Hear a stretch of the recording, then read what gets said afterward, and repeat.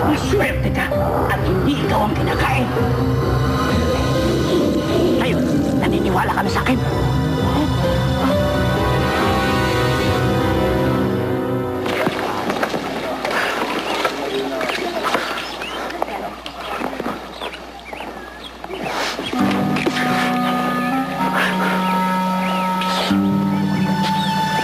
Mukha kayong tense, sir.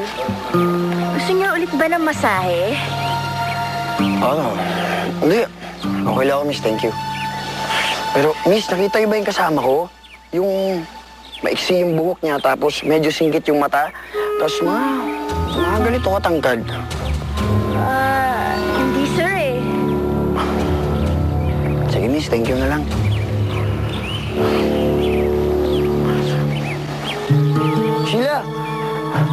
Sheila, nakita niyo ba si Junior?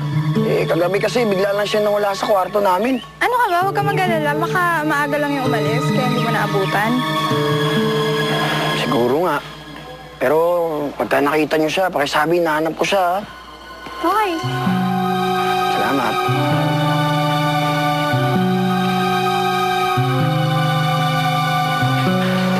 Kuya, anong ginawa mo kay Pepe? Wala pa naman akong ginagawa sa kanila. Pero huwag kang mag-alala. Papahanap ko ang isang yan. Ayoko namang may nagkukulang sa handaan namin mamaya.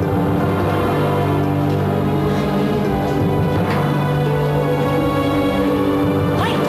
Benji! Benji! Halika nga! Ay, tita. Nasaan si Junior? Nasaan si Junior? Tita, hinahanap ko nga din po eh. Anong hinahanap? Ikaw, kasabot ka, no? Sabihin mo na sa akin kung nasaan. Nasaan na? Sige, naniniwala na ako na hindi ikaw yung aswang. Pero anong ibig niyong sabihin na ako lang makakaligtas sa mga kaibigan ko? Nananaginip ka, di ba? Kaya ka nasa islang ito. At paano yun naman po nalaman yung tungkol dun? Nananaginip ka dahil tinatawag ka ng medalyon ng Arkanghel. Ito ang pinakamalakas na atingan sa lahat. At ikaw lamang ang makapagbabalik nito kay Pepeng Agimat. Medalyon ng Arkanghel? Pepeng Agimat? Ano naman kinalaman ko sa kanila?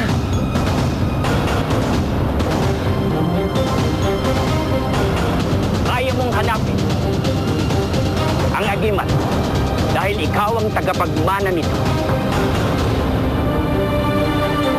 Dahil ikaw ang anak ni Pepeng Agimat. At ikaw ang makapagliligtas sa kanya. Ano? Buhay ang tatay ko?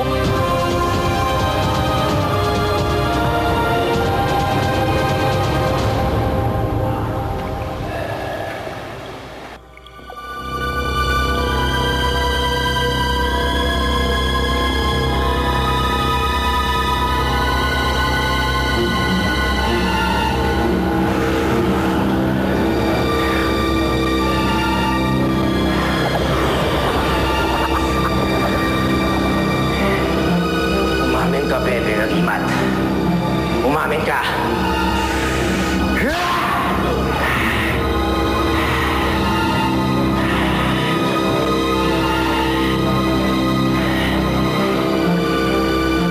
Hindi ka magsasalita.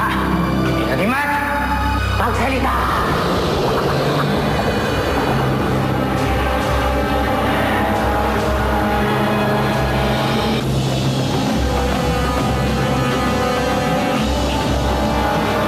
Patayin mo na lang ako.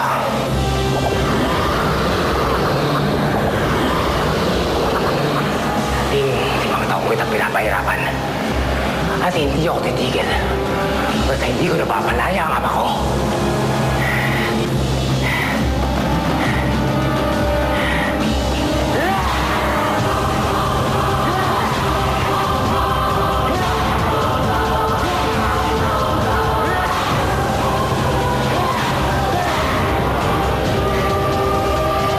Buong buhay ko, pakiramdam ko may kailangan akong gawin. Ngayon, alam kong ito na yun. At gagawin ko lahat para mailigtas ang tatay ko. Kung karon bigas mga katulad nila, tatanungin kita na parang kalaban. Pagkain, sa mga taong brutal nating kaawal, sila ang bilas sa pamilya natin. Wala malapit na ang pesta, magbubuo pa tayo ng mga bisita.